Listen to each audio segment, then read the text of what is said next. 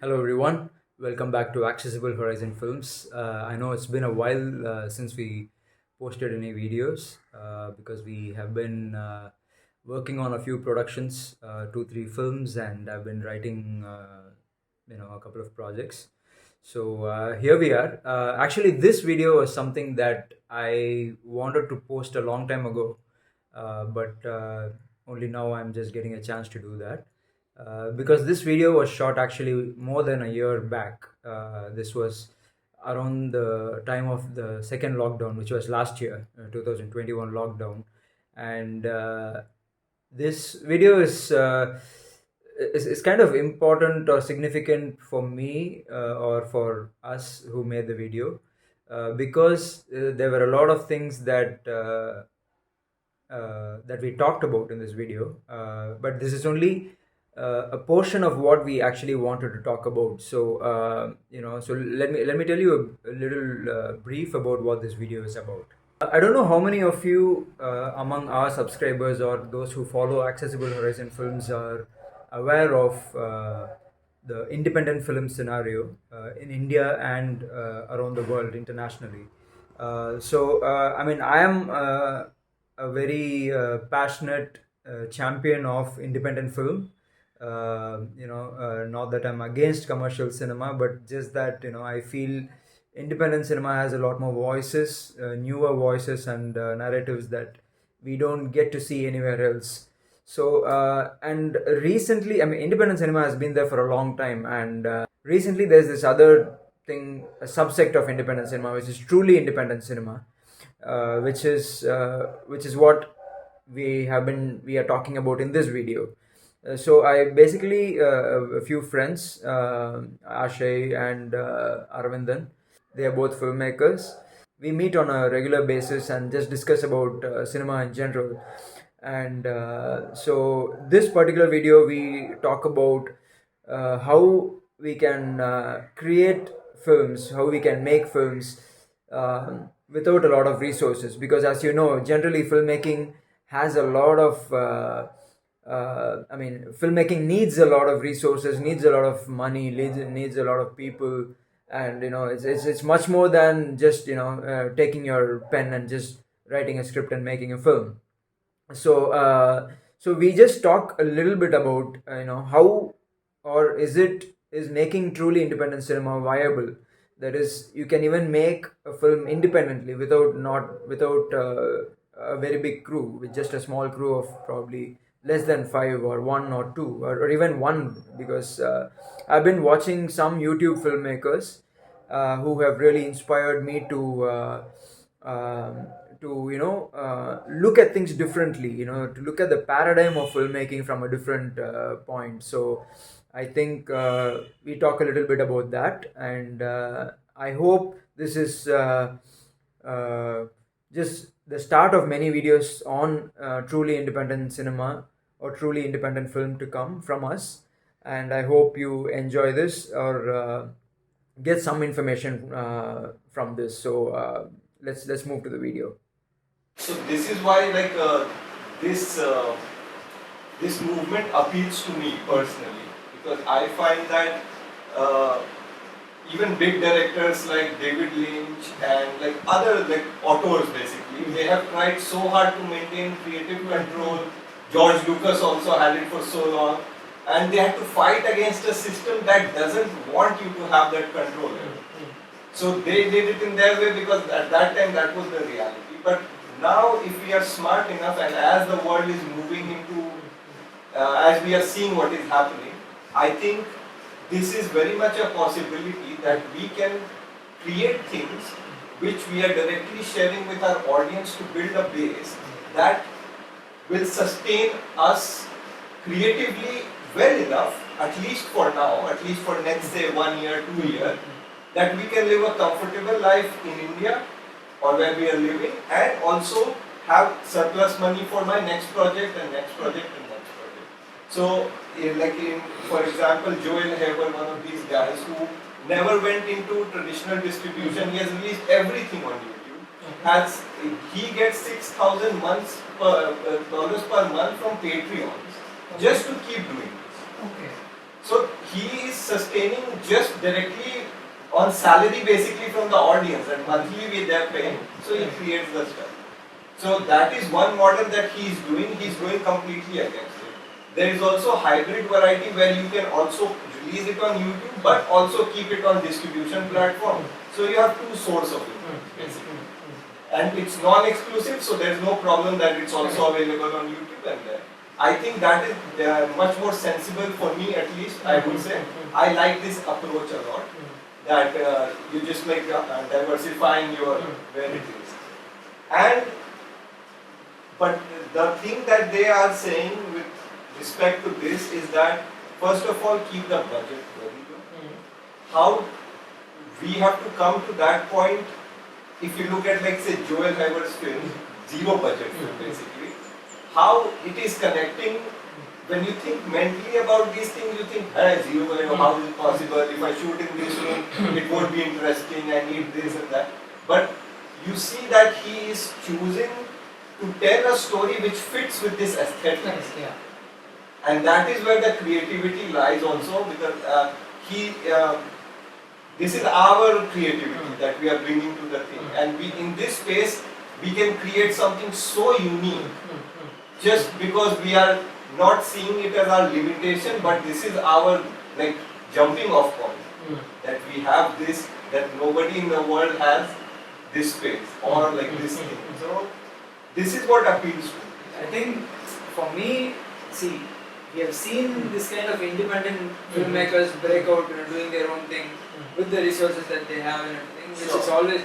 But for me, I think as a screenwriter or even as a filmmaker, somewhere along the lane, at least I have put myself in a space where I feel like, okay, if I don't have certain things, then I won't be able to make a film. Yeah. I mean, even of course we have made independent films still, but still those were still they had a certain amount of budget, they had a certain amount of aesthetic that we tried to infuse, and we had to plan a lot of things with it.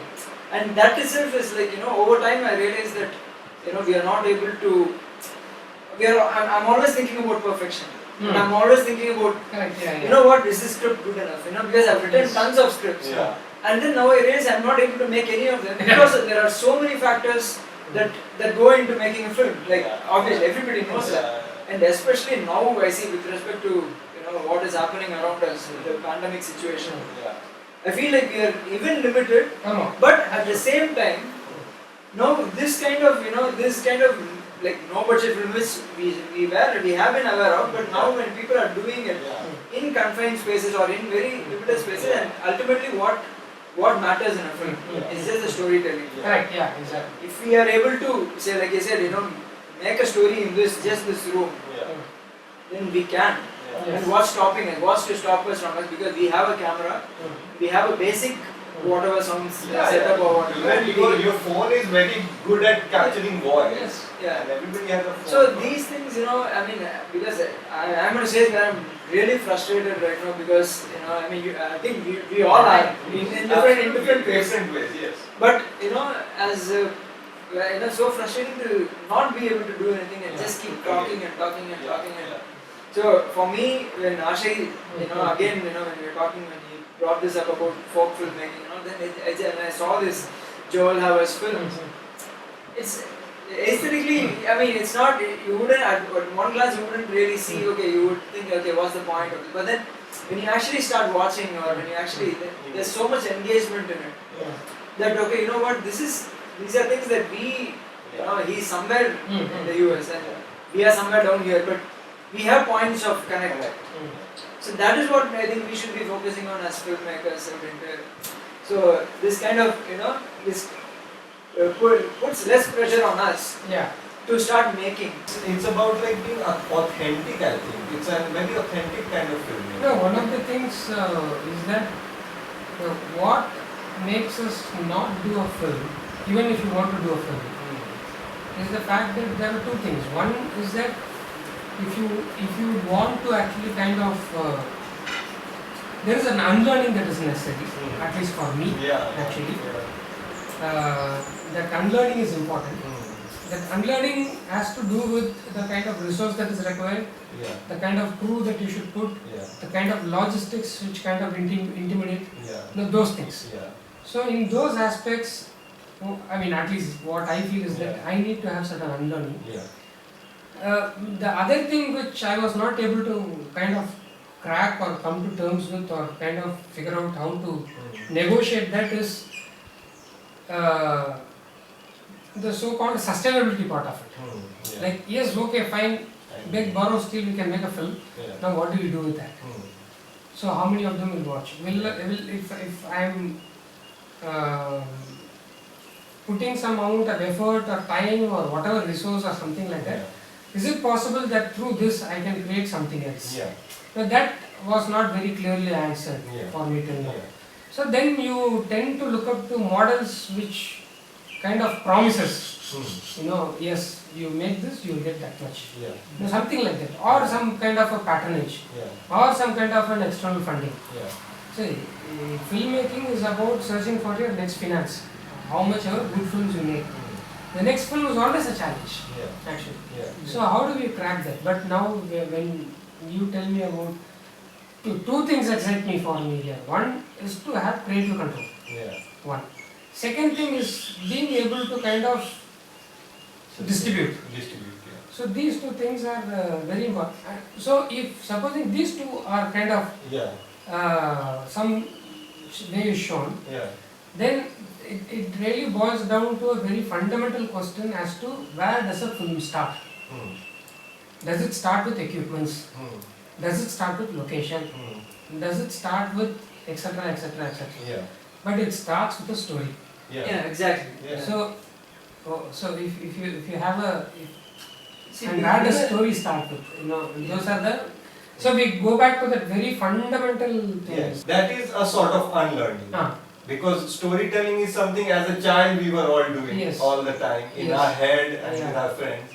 But what has happened, there's so much of formal education has come on top of that, which it is sort of like the unlearning thing. yeah. And even this idea, like you say, that sustainability is important, and you look at these models because you want a surety. Yeah. You are preferring a surety over seeing that if you consistently do something for 6 months maybe without expecting any return, maybe in 3 years time the returns will be 10 times more than what you will get with a surety.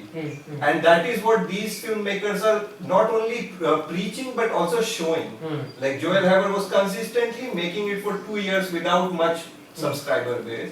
Suddenly he blows up. So everybody has that time, it will come. The one thing again, I want to say is that, see, already we have this frustration of not being able to create something, right? Yeah. Up to a verbal stage we are able to, or Yeah. even the written stage we are able to, but then Yeah. but that is what has pulled us into this, right? Yeah. Yeah. So see, I think at this stage I don't see sustainability as a thing that I want to go for. Yeah. For you it's just creation, right? For me right now, that is what I feel right now. And the allure of this is when we are trying to make this with no budget at all. Yeah. Then why do we worry about sustainability? Because Yeah. we are already managing to live by right now, Yeah. right? So I'm saying right now let us forget even sustainability Yeah, is that's what the I point. feel. Yeah.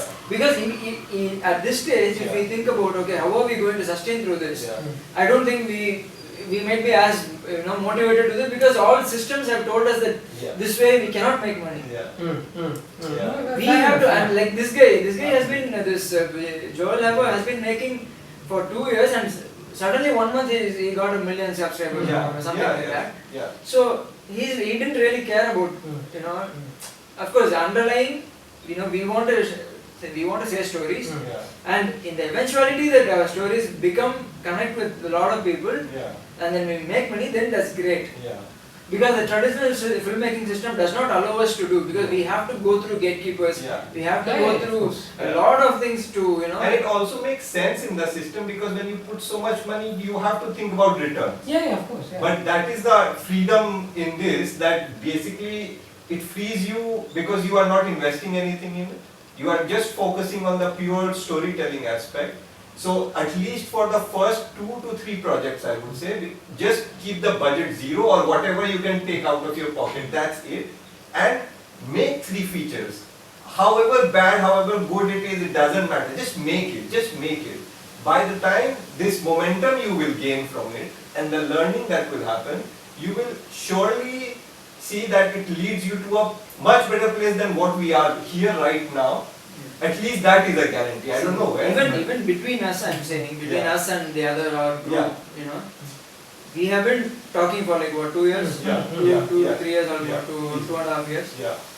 You know, we've always been talking about doing, but then We don't do it. we Yeah. haven't really done Yeah. something. Of course, there are a lot of factors for it, We got but I'm caught up saying, in our reality. yeah, there's of too life. much of other things we are trying to see. And the thing here also I feel is, we are here to at least, we have some kind of connection. So I feel we can help each other out Yes. in that aspect. Yeah. Yeah. In the sense that let us, like you said, there is a lot of unlearning to do.